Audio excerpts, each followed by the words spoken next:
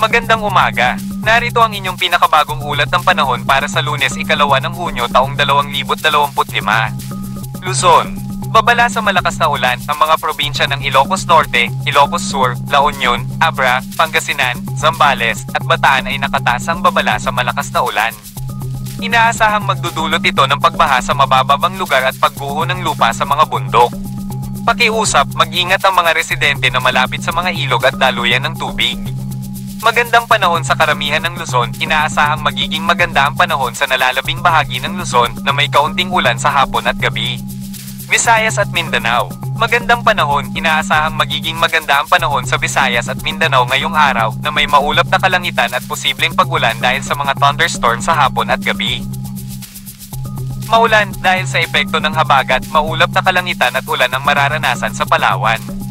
Mag-ingat po. Karagatan. Walang babala, wala pang nakataas na gale warning sa anumang bahagi ng karagatan.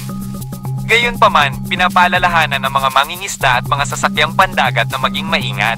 Ang ulat na ito ay base sa kasalukuyang lagay ng panahon. Maaaring magbago ang kondisyon anumang oras. Para sa mga pinakahuling update, mangyaring mag-subscribe sa aming YouTube channel. Maraming salamat at mag-ingat po kayo palagi. Dumako naman tayo sa ating partner para sa mga karagdagang impormasyon sa loob ng ating bansa. Patuloy pa rin umiiral ang southwest monsoon o habagat sa buong bahagi ng Luzon.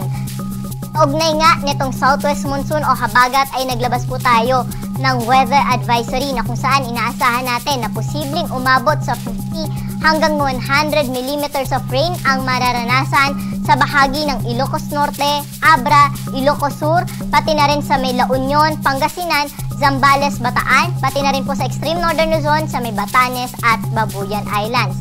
Doble ingat po sa ating mga kababayan sa mga nabanggit na lugar dahil nga hindi lang po ngayong araw, no, pati po hanggang Miyerkules ay inaasahan natin na makakaranas po sila ng 50 hanggang 100 millimeters of rainfall na kung saan kung tayo po ay nakatira sa low-lying areas o sa bulubunduking lugar ay posible po ito magdulot ng mga pagbaha at mga pagguho ng lupa. Kaya patuloy po tayo mag-antabay sa mga update dahil nga sa epekto ng habagat, ang bahagi ng Ilocos Region, Zambales at Bataan ay patuloy na makakaranas na bugso-bugso ng mga pag-ulan dala nga po nitong southwest monsoon.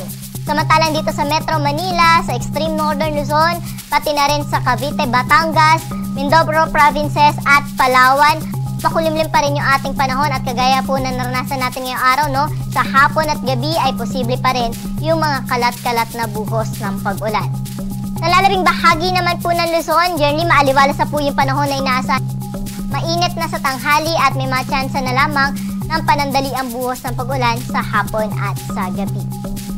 Temperatura na dito sa Metro Manila ay mula 24 to 31 degrees Celsius, sa mga aakyat sa Baguio 17 hanggang 22 degrees at sa Tagaytay 22 to 28 degrees Celsius. Sa Lawag naman dahil maulan pa rin 24 to 30 degrees lamang, inaasahan natin na magiging agwat ng temperatura, pero sa Tugigaraw na magiging mainit na sa abot na sa 34 degrees ang maximum temperature. At sa Legazpi naman 25 to 32 degrees Celsius.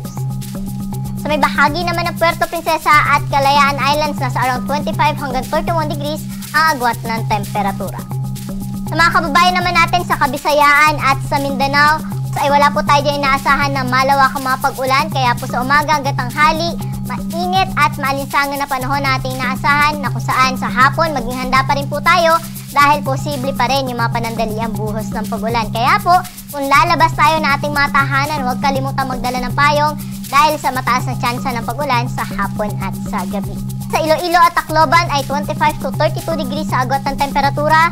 Metro Cebu, 26 to 32 degrees Celsius. Sa may Cagayan de Oro, Davao at Zamboanga City, aabot pa rin sa 32 degrees ang maximum temperature. Sa mga kababayan naman po natin na maglalayag, wala pa rin tayong gale warning na nakataas sa anumang baybayin ng ating karagatan. Ngunit pinag-iingat natin yung ating mga kababayan na papalaot sa may western seaboards o western na section po ng Luzon, pati na rin sa extreme northern Luzon dahil posible pa rin dyan yung katamtaman na pag-alon ng ating karagatan. Para sa ating 3-day weather outlook sa mga pangunahing syudad dito sa Luzon, partikular na sa Metro Manila, na kung saan hanggang Miyerkules o hanggang Martes, inaasahan po natin na magiging makulimlim yung ating panahon at may mga tsansa pa rin ng mga pag-ulan. Pero pagdating ng Miyerkules hanggang Huwebes, improving weather condition na inaasahan natin dito sa Kamaynilaan. Pero sa Baguio City, for the next 3 days o hanggang Huwebes, magiging makulimlim ang panahon po dyan, dala ng habagat at posible yung mga kalat-kalat na mga pag-ulan. Ang Legazpi City naman ay hindi epektado ng habagat, kaya for the next 3 days, generally fair weather condition yung ating inaasahan. Metro Cebu naman, Iloilo, Tacloban City, for the next 3 days, wala tayong inaasahan dyan na malawakang mga pag-ulan, kaya magpapatuloy yung kanilang naranasan na mainit at maalinsang na panahon sa umagang tanghali. Hapon at gabi, mataas po ang tsansa na mga panandali ang buhos ng pag-ulan dala ng localized thunderstorm. Ganun din sa Metro Davao, Cagayan de Oro at Zamboanga City na kung saan for the next 3 days, mga isolated rain showers lamang yung ating imo-monitor. Kaya palagyan po magdala ng payong, lalo na po kapag pauwi tayo ng ating mga tahanan sa hapon at gabi dahil mataas ang tsansa ng mga pag-ulan. Ang araw natin dito sa Kamaynilaan ay lulubog sa 6:22 ng gabi at muli itong sisikat bukas ng 5:26 ng umaga.